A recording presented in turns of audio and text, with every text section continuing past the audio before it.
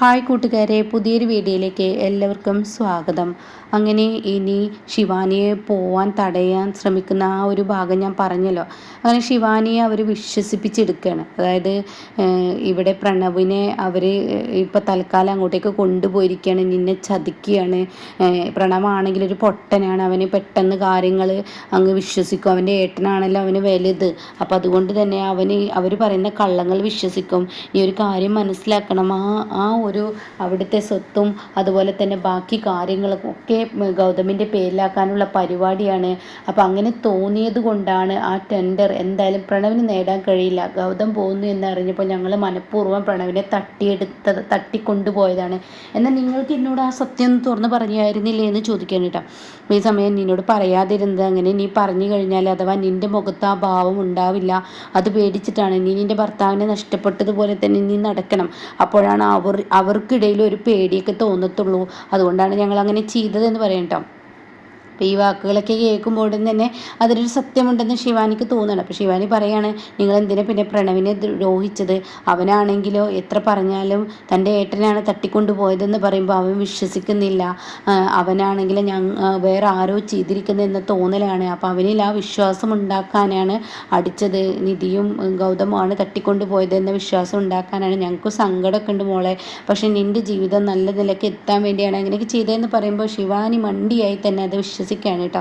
പിന്നീട് കാണിക്കുന്ന ഇവർ കോടതി കൂടുന്ന രംഗാണ്. നിധി വക്കീലിൻ്റെ അടുത്ത് എത്തുകയാണ്, വക്കീലോട് കാര്യങ്ങൾ പറയുകയാണ്. അപ്പോൾ വക്കീൽ പറയണ, ഒരു പേടിയും പേടിക്കണ്ട, ഞാൻ എന്തായാലും ഗൗതമിനെ പുറത്തിറക്കിയിരിക്കും, അത് ഉറപ്പുള്ള കാര്യമാണ്. പ്രണവ് നമുക്കൊപ്പമാണെങ്കിൽ പിന്നെ നമുക്ക് എന്തിനു പേടി, അത് ഉറപ്പാണ് എന്നൊക്കെ പറഞ്ഞ് ആശ്വസിപ്പിക്കുകയാണ്. ഈ സമയം ഇത് പറയുമ്പോൾ നിധി പറയണ, ഉറപ്പാണോ? ആ ഉറപ്പ്, ഞാൻ നിന്നോട് ഒരു കാര്യം ഉറപ്പിച്ച് പറയുന്നു, ഇനി നിനക്ക് പേടിക്കാനില്ല. നിൻ്റെ ഭർത്താവ് വെളിയിൽ ഇറങ്ങിയിരിക്കുന്നു. പ്രണവ് എവിടെയെന്ന് ചോദിക്കണം. സമയം പറയുന്നത് CKCയും അതുപോലെ തന്നെ ഈ പറയുന്ന ആളുകളൊന്നും ഇത്ര നല്ല വ്യക്തികളല്ല. അവരുടെ സ്വഭാവം എപ്പോഴും മാറി എന്താ ഒന്നും പറയാൻ പറ്റത്തില്ല. അപ്പോൾ അതുകൊണ്ട് തന്നെ അവർ എന്ത് ഐഡിയ അവരെടുത്ത് നമ്മളെ ദ്രോഹിക്കാൻ ശ്രമിക്കും.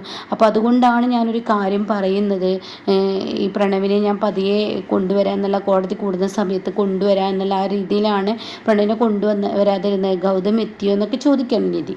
അപ്പം ഇല്ല, ഗൗതം എത്തിയില്ല എന്ന് പറയണം. അപ്പോൾ ആ സമയം കാണാം ജ്യോതിർമയി ശിവാനി അങ്ങോട്ടേക്ക് കടന്നു വരുന്ന കേട്ടോ. അപ്പോൾ ശിവാനി പറയണേ, എടി നീ എൻ്റെ പ്രണവിനെ കൈക്കലാക്കിയിട്ട് നീ കോടതിക്ക് മുന്നിൽ വന്ന് നെളിഞ്ഞ് നിന്ന് സംസാരിക്കുന്ന. അത് കേട്ടാ നിധി പറയണേ, നിൻ്റെ കയ്യിൽ നിന്ന് പ്രണവ് രക്ഷപ്പെട്ടപ്പോൾ തന്നെ അവൻ്റെ ജീവൻ തിരികെ കിട്ടിയത് പോലെയായി. നീ ഈ ഒരു കാര്യം മനസ്സിലാക്കിക്കോ. നീയും ഈ നിൽക്കുന്ന ജ്യോതിർമയും എല്ലാവരും കൂടിയാണല്ലോ പ്രണവിനെ തട്ടിക്കൊണ്ടു പോയിരിക്കുന്നത്. അപ്പോൾ ശിവാനിക്ക് ദേഷ്യം പിടിക്കുകയാണ്. നീയൊന്നും മിണ്ടാതിരിക്ക്. എൻ്റെ ഭർത്താവിനെ ആര് തട്ടിയെന്നൊക്കെ എനിക്ക് മനസ്സിലായി. നിങ്ങളാണല്ലോ, അതുകൊണ്ടാണ് എൻ്റെ ഭർത്താവ് ജയിലിൽ കിടക്കുന്നതെന്ന് ശിവാനി തിരിച്ചു പറയണം.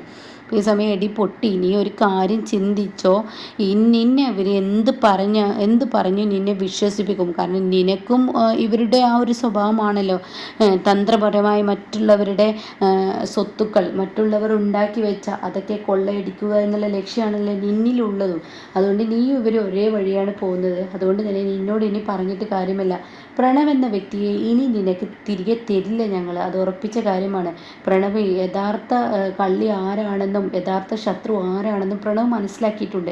അപ്പോൾ അതുകൊണ്ട് തന്നെ ഇനി നിന്നെ സ്വീകരിക്കില്ല എന്ന് പറയാം കേട്ടോ. അപ്പോൾ കേൾക്കുന്ന ശിവാനിക്ക് ദേഷ്യം പിടിക്കുകയാണ്. ശിവാനി പറയണേ, പ്രണവ് എൻ്റെ ഭർത്താവാണെങ്കിൽ പ്രണവിനെ തിരികെ കൊണ്ടുവരാൻ എനിക്കറിയാം. അതുകൊണ്ട് എന്നോട് കൂടുതലായി സംസാരിക്കണ്ട. പ്രണവ് എൻ്റെ ഭർത്താവാണെങ്കിൽ പ്രണവിനെ ഞാൻ തിരികെ എടുക്കുമെന്ന് പറയാം. ആയിക്കോട്ടെ എന്ന് പറയാം. അപ്പോഴാണ് ഗൗതം വരുന്നത്. ഗൗതമിനെ കാണുന്ന നിധിക്ക് പറയാൻ വാക്കുകളില്ല. നിധി അടുത്തോട്ട് ഓടിച്ചില്ലാണ്. ഗൗതം എന്താണെന്ന് ചോദിക്കുമ്പോൾ, കുഴപ്പമില്ല നിധി, എന്തായി കാര്യങ്ങൾ, പ്രണവിനെ കിട്ടിയോ എന്നൊക്കെ ചോദിക്കണം.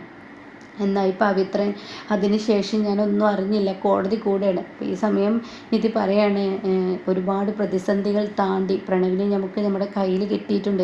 പവിത്രനെ CKCയുടെ അരികിൽ പോയി CKC പവിത്രനെ ഒളിപ്പിച്ചു. പിന്നീട് സാഹസികമായി ഞാനും പാറുവും അതുപോലെ തന്നെ നിർമ്മലയും കൂടി CKCയുടെ ഓഫീസിൽ പോയി പവിത്രനെ രക്ഷപ്പെടുത്തി. പവിത്രനും ഞാനും കൂടി പ്രണവിനെ രക്ഷപ്പെടുത്തി കൊണ്ടുവന്നപ്പോൾ പ്രണവിൻ്റെ സ്വഭാവത്തിൽ ഒരുപാട് വ്യത്യാസങ്ങൾ, പഴയ പ്രണവ് തന്നെ. പക്ഷേ അവൻ്റെ ആ തെറ്റിദ്ധാരണകളെല്ലാം മാറ്റിക്കൊടുത്തു. അവൻ്റെ ഏട്ടൻ ഒരു പാവമാണെന്നും എല്ലാം ഞാൻ അവന് പറഞ്ഞു കൊടുത്തു. ഏറ്റവും സെറ്റ് വരെയുള്ള കാര്യങ്ങൾ പറഞ്ഞു കൊടുത്തു എന്ന് പറയാണ്. ഇതൊക്കെ കേട്ടിട്ട് ഇപ്പുറത്ത് CKCയും ജ്യോതിർമഴിയൊക്കെ നിൽക്കുകയാണ്. ചിക്കസി ഇല്ല കേട്ടോ ജ്യോതിർമയും ശിവാനി അവർക്കിങ്ങനെ ദേഷ്യം പിടിക്കണം. അവളുടെ ഒരു കുഞ്ഞൊരിക്കല് എന്നുള്ള ലെവലിൽ. ഈ സമയമാണെങ്കിലോ പെട്ടെന്ന് കാണാൻ ഒരു കാറ് വന്ന് നിൽക്കുന്നു. ആ കാറിൽ നിന്ന് കാണാൻ ഇവിടെ പ്രണവ് ഇറങ്ങുന്ന കേട്ടോ. പ്രണവിനെ കാണുന്ന ശിവാനിക്ക് വാക്കുകളില്ല. അപ്പോഴേക്കും ശിവാനി ഓടിച്ചെല്ലാണ്. പ്രണവ് എന്ന് പറഞ്ഞ് ഓടിച്ചെല്ലുമ്പോൾ പ്രണവ് ശിവാനി ഒരൊറ്റ തട്ടങ്ങ് തട്ടാണ് കേട്ടോ. എന്നിട്ട് ഏട്ടാ എന്ന് പറഞ്ഞ് തൻ്റെ ഏട്ടൻ്റെ അടുത്തോട്ട് ഓടിച്ചെല്ലണം. പിന്നീട് ഏട്ടനും അനിയനുമായുള്ള ആ കൊത്തിപ്പിടുത്തവും കരച്ചിലൊക്കെയാണ് കേട്ടോ. ഏട്ടാ എന്നോട് ക്ഷമിക്കണം, ഞാൻ എൻ്റെ ഏട്ടൻ്റെ സ്നേഹം ഒരു നിമിഷത്തേക്ക് മറന്നതുപോലെയായി, അതുകൊണ്ട് ഒരു ഭ്രാന്ത് പിടിച്ചതുപോലെ ഞാൻ എന്തൊക്കെയോ കാട്ടിക്കൂട്ടി, ഏട്ടൻ എന്നോട് ക്ഷമിക്കില്ലേ, ഏട്ടൻ എന്നോട് ക്ഷമിക്കാൻ ഏട്ടന് കഴിയില്ല എന്നൊക്കെ ചോദിക്കുമ്പോൾ മോനെ എനിക്ക് കുഴപ്പമില്ലടാ, എൻ്റെ കുഞ്ഞനിയനല്ലേ, കുസൃതിയായല്ലേ നിനക്ക്, അതുകൊണ്ട് കുഴപ്പമില്ല എന്ന് പറയണേ. ഏട്ടാ ഒരുപാട് തെറ്റിദ്ധാരണയിലൂടെ ഞാൻ പോയി, അതുകൊണ്ട് എൻ്റെ തെറ്റ് എനിക്ക് തിരുത്തണം, അത് മതിയേടാ, ഈ ഏട്ടൻ അത് മതി, ഈ ഏട്ടൻ ഒരിക്കലും ഒന്നും ആഗ്രഹിച്ചിട്ടില്ല, എല്ലാം എൻ്റെ അനിയന് വേണ്ടിയാണ് ഞാനിത് ഉണ്ടാക്കിയിരിക്കുന്നത്, അപ്പോൾ എൻ്റെ അനിയൻ തന്നെ എടുത്തോ എന്ന് പറയണേ. അപ്പോഴേക്കും ശിവാനി ഓടി വന്നിട്ട് പറയാണ്, പ്രണവ് ഇവൻ പറയുന്ന വാക്കുകളിൽ ഇനി പ്രണവ് വീഴരുത്, ഇവർ നമ്മളെ മനഃപൂർവ്വം ചതിക്കുകയാണ്, എല്ലാ സ്വത്തുക്കളും തട്ടിയെടുക്കാൻ വേണ്ടിയാണ് എന്നൊക്കെ ഇങ്ങനെ പറയുമ്പോൾ ഉടനെ ശിവാനിയോട് പ്രണവ് പറയണേ, എടി നിർത്തിടി, മതി നിൻ്റെ ഈ നാടകം എനിക്ക് മുന്നിൽ, എനിക്കിത് കേൾക്കണ്ട, കേൾക്കുന്നതേ അറപ്പും വെറുപ്പുമാണ്, ഒരുപാടായി ഞാൻ നിൻ്റെ ഓരോ പീഡനങ്ങളും ഞാൻ കേൾക്കുന്നത്, നീ കാരണമാണ് എന്ന് എനിക്ക് ഈ അവസ്ഥ വന്നത്, എന്നെ തട്ടിക്കൊണ്ടുപോയത് CKC ആണെന്നും അതുപോലെ തന്നെ ഈ നിൽക്കുന്ന ജ്യോതിർമയാണെന്നും അറിഞ്ഞിട്ടും നല്ലൊരു ഭാര്യയാണെങ്കിൽ ഇവർക്കൊപ്പം നിൽക്കാതെ ഇവരോട് പ്രതികരിച്ച് നീ എനിക്കൊപ്പം വരേണ്ടതല്ലേ, നീ അത് ചെയ്തില്ലല്ലോ, അതുകൊണ്ട് കൂടുതലായി സംസാരിക്കണ്ട. അപ്പോൾ ശിവാനിക്കറിയാം പ്രണവ് ഞാനൊന്ന് പറയട്ടെ, ഇവളും ഈ നിൽക്കുന്നവരൊക്കെ കാണിക്കുന്നത് നാടകമാണ്, പ്രണവ് നീ ഇത് വിശ്വസിക്കരുത്, നിർത്ത്, നീ ഇനി നിർത്ത്, ഒന്നും എനിക്ക് ആരെയും ഇനി ബോധിപ്പിക്കേണ്ട ആവശ്യമില്ല, ഞാൻ എന്ത് വിശ്വസിക്കണം എന്ത് വിശ്വസിക്കേണ്ടെന്ന് എനിക്ക് മനസ്സിലായി. അപ്പോഴേക്കും ഗൗതം പറയണേ, ശിവാനി നീ ഇനി ഒരുപാട് ബുദ്ധിമുട്ടും, എൻ്റെ പ്രണവ് പഴയ പ്രണവായി, അവന് തെറ്റും ശരിയും വേർതിരിച്ചറിയാനുള്ള ആ കഴിവ് അവനിൽ വന്നിരിക്കുന്നു, അതുകൊണ്ട് തന്നെ നീ പറയുന്ന ഒന്നും തന്നെ ഇനി പ്രണവ് കേൾക്കില്ല എന്ന് പറയട്ടോ. ഈ സമയം പ്രണവാണെങ്കിലോ ഗൗതമനോട് പറയണം, ഏട്ടൻ എന്നോട് ക്ഷമിച്ചല്ലോ, അത് മതി, എൻ്റെ ഏട്ടനെ ഞാൻ പുറത്തിറക്കും, അത് ഉറപ്പുള്ള കാര്യമാണ്, ഏട്ടൻ അനുകൂലമായാണ് ഞാൻ സംസാരിക്കുള്ളൂ എന്ന് പറയുന്നത്. അങ്ങനെ ഇവർ കോടതിക്കുള്ളിലോട്ട് കയറുന്ന ആ ഒരു രംഗമാണ് കേട്ടോ. അങ്ങനെ കോടതിക്കുള്ളിലോട്ടാണെങ്കിലും പോകുമ്പോൾ ഇപ്പുറത്ത് ശിവാനിയുടെ പിടിവിട്ട് പോവാണ്. ശിവാനി ഒരുതരം ഭ്രാന്ത് പിടിച്ചതുപോലെ ആവുകയാണ്. ശിവാനിക്ക് സഹിക്കാൻ കഴിയുന്നില്ല. ഈശ്വര എന്തൊക്കെയാണ് ഈ നടക്കുന്നത്, എൻ്റെ കൺമുന്നിൽ എന്തൊക്കെയാണ് ഞാൻ ഈ കാണുന്നത് എന്ന രീതിയിൽ ശിവാനി നിൽക്കുമ്പോൾ ജ്യോതിർമായി പറയാണ്, നമുക്ക് ഇവരെ ജയിക്കാൻ ഒരിക്കലും അനുവദിച്ചു കൂടുക, ഗൗതം പുറത്തിറങ്ങിയാൽ തീർച്ചയായും നിനക്ക് പണി വീഴും മോളെ എന്നൊക്കെ പറയുന്നുണ്ട് കേട്ടോ. അപ്പോൾ ഇങ്ങനെയൊക്കെയുള്ള ഒരു എപ്പിസോഡാണ് ഇനി അടുത്തത് വരാനിരിക്കുന്നത് കേട്ടോ.